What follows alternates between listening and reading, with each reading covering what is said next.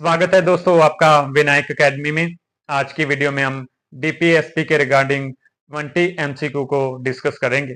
तो चलिए अपने पहले एमसीक्यू से शुरुआत करते हैं। पहला एमसीक्यू, डीपीएसपी संविधान के किस भाग में दर्ज है? पार्ट 2, पार्ट 3, पार्ट 4 या पार्ट 1? डीपीएसपी किस भाग में दर्ज है? भाग 4 में। डीपीएसपी के संविधान में कौन से आर्टिकल हैं?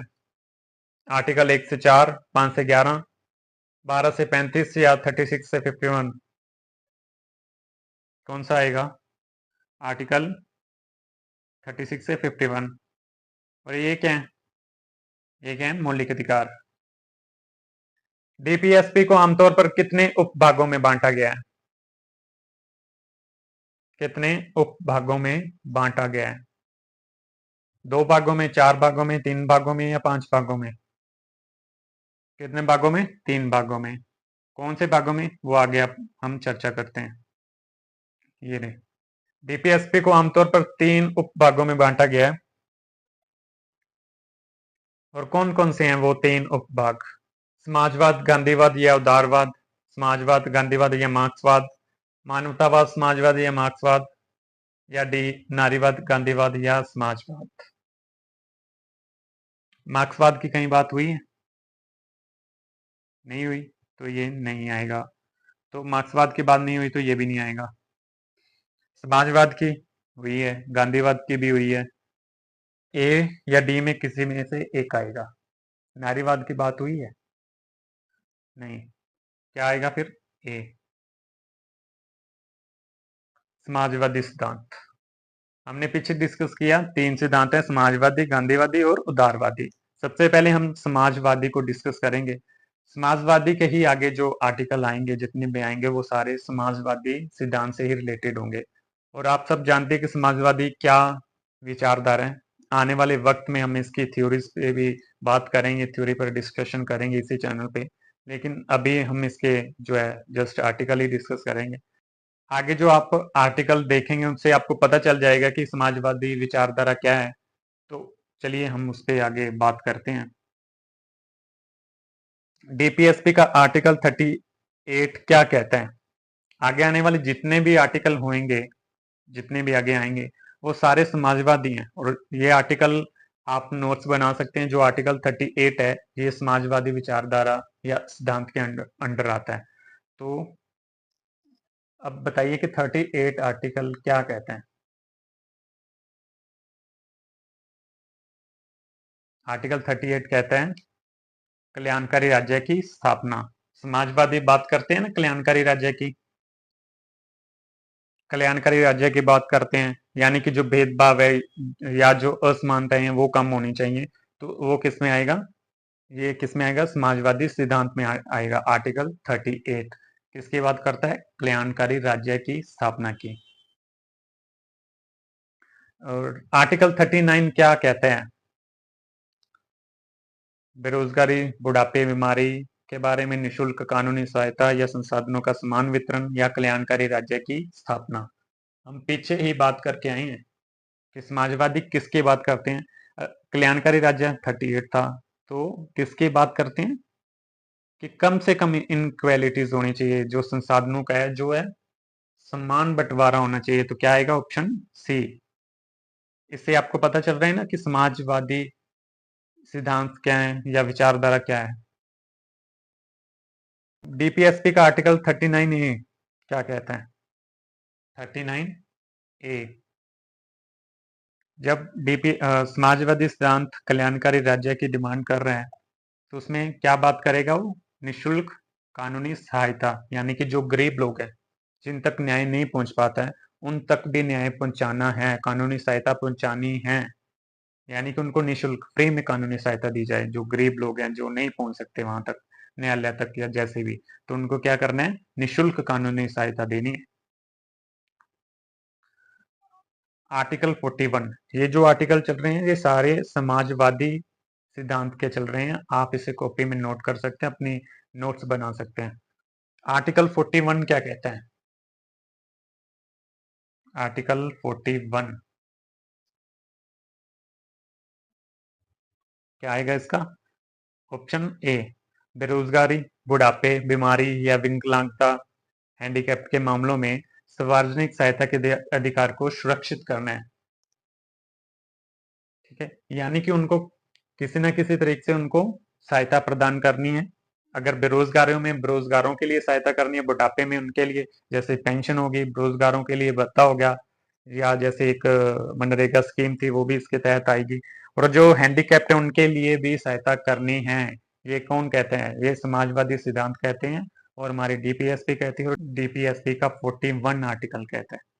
इससे आपको समाजवादी सोच का पता चल रहा है, विचारधारा का पता चल रहा है, सिद्धांत का पता चल रहा है, आपको साफ दिखाई दे रहा है। किसकी बात करते हैं? कल्याणकारी राज्य की बात करते हैं, समान बंटवारे की बात करते हैं, निशुल्क शिक्षा की बात करते हैं, निशुल्क कानूनी सहायता की बात करते हैं, बेरोजगारी बुढ़ापे में उनकी सहायता की बात करते हैं। अब आर्टिकल 42, डीपीएसपी का आर्टिकल 42 क्या कहता है?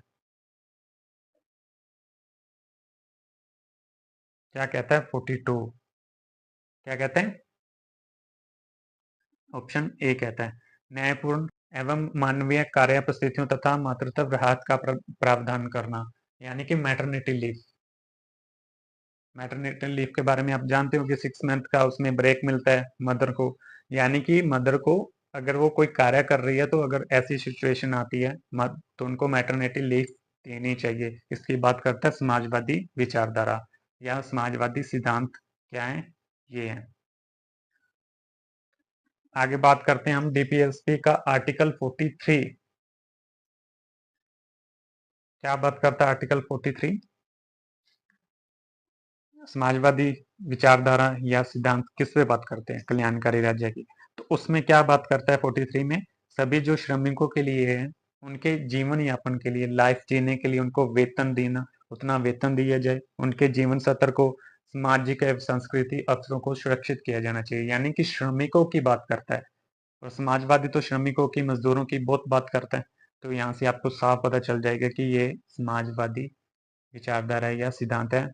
आने वाले इससे रिगार्डिंग हम क्वेश्चन करेंगे कि ये समाजवादी विचारधारा है या ये गांधीवादी है या उदारवादी है। तो इससे आपको साफ पता चल जाएगा, यहाँ श्रमिकों की बात की गई है। आगे हम बात करते हैं डीपीएसपी का आर्टिकल 43A का। 43A क्या कहता है? जो समाजवादी सिद्धांत है वो किसकी बात करते हैं? मजदूरों की बात करते हैं, श्रमिकों की बात करते हैं। तो यहाँ पे क्या आएगा? ऑप्शन सी, उद्योगों के प्रबंध में श्रमिकों की भागीदारी सुनिश्चित करना, यानी कि जो उद्योग हैं उनमें जो माल तैयार किया जाता है, कोई प्रोडक्ट तैयार किया जाता है, तो उसमें श्रमिकों की भूमिका कितनी होती है? वही तो बनाते हैं। तो उनकी भागीदारी, यानी कि उनकी भागीदारी सुनिश्चित करनी है, उनको अच्छे वेतन देने हैं। जैसे हम पीछे आर्टिकल में डिस्कस करके आए हैं 43 में, उनको उतना वेतन दिया जाना चाहिए। तो समाजवादी इस पे ही बात करते हैं, श्रमिकों की बात करते हैं, मजदूरों की बात करते हैं। तो 43 ये क्या कहता है कि उद्योग में उनकी भागीदारी सुनिश्चित करनी है। डीपीएसपी का आर्टिकल 47 क्या कहता है? तो हम अब 47 आर्टिकल की बात करते हैं। ये भी समाजवादी सिद्धांत से ही संबंधित है। और क्या आएगा इसका? इसका आएगा ऑप्शन डी, लोगों के पोषण स्तर और जीवन स्तर को ऊंचा उठाना है। ठीक है, उनके जो हेल्थ का है वो ख्याल रखना है। इम्प्रूव पब्लिक हेल्थ, इसकी बात करता है समाजवादी, यानी कि लोगों की हेल्थ का ख्याल भी हमें रखना है। ठीक है, कैसे रखेंगे? अच्छे न्यूट्रिशंस दे के। ठीक है, न्यूट्रिशंस के जो लेवल है उसको हाई करके। हमने कोई ऐसा सामान नहीं बनाना है जिससे जो उनकी हेल्थ खराब हो। इसकी बात करता है समाजवादी।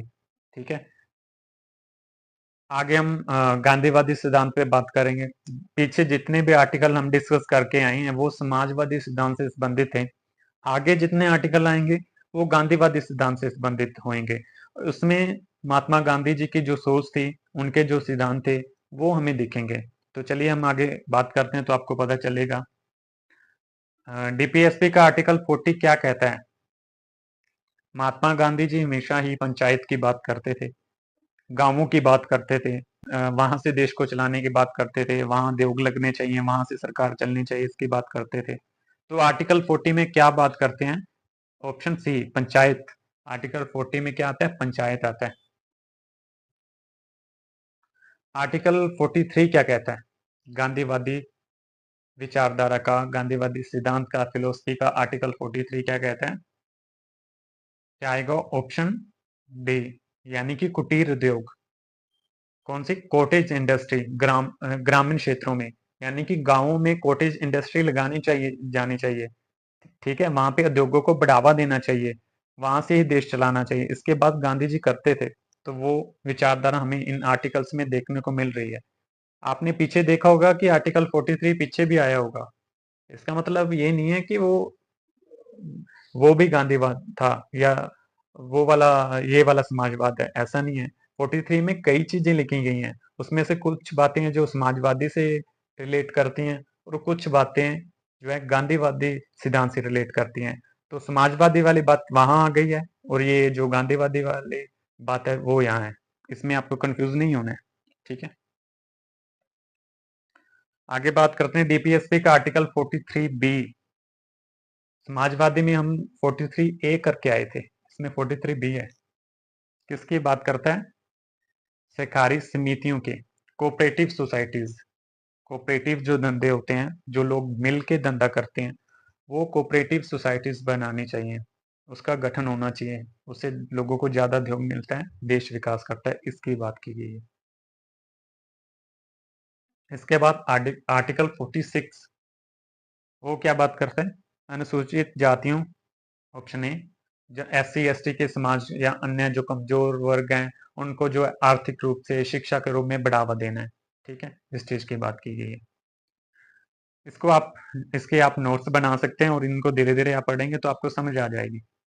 डीपीएसपी का आर्टिकल 47 क्या कहता है? 47 आर्टिकल में क्या लिखा गया है? ऑप्शन डी, यानी कि जो हेल्थ के लिए जो हानिकारक चीजें हैं, जो नशीली दवाएं हैं या नशीली कोई भी वस्तु है, उस पर रोक लगानी चाहिए, रोक लगा देनी चाहिए, क्योंकि उससे जो है स्वास्थ्य का, हेल्थ का नुकसान होता है। उस पर रोक लगानी चाहिए। ये क्या, कौन सी विचारधारा है? मैं आपसे अगर क्वेश्चन पूछूं तो कौन सी विचारधारा है? गांधीवादी विचारधारा है, या गांधीवादी सिद्धांत है ये। आर्टिकल 48, डीपीएसपी का आर्टिकल 48 क्या कहता है? क्या कहता है आर्टिकल 48? ऑप्शन सी, जो दुधारू पशु हैं या माल ढोने वाले जो पशु हैं, उनका जो वध नहीं किया जाना चाहिए, इस पे पाबंदी होनी चाहिए, या उनकी नस्लों में सुधार होना चाहिए। देखिए, इसमें बात क्या की गई है? उनकी नस्लों में सुधार होना चाहिए। डीपीएसपी असल मायने में क्या है? डीपीएसपी असल मायने में एक सरकार को रास्ता दिखाया गया है कि आप ये कानून बना सकते हैं, पाबंद नहीं है, पाबंद नहीं है सरकार की ये बनाने हैं, आप बना सकते हैं। सत्ता वर्ड लग गया, इसका मतलब आप, आपकी मर्जी है बना सकते हैं या नहीं, आपको ये काम करने चाहिए, ये कहता है डीपीएसपी।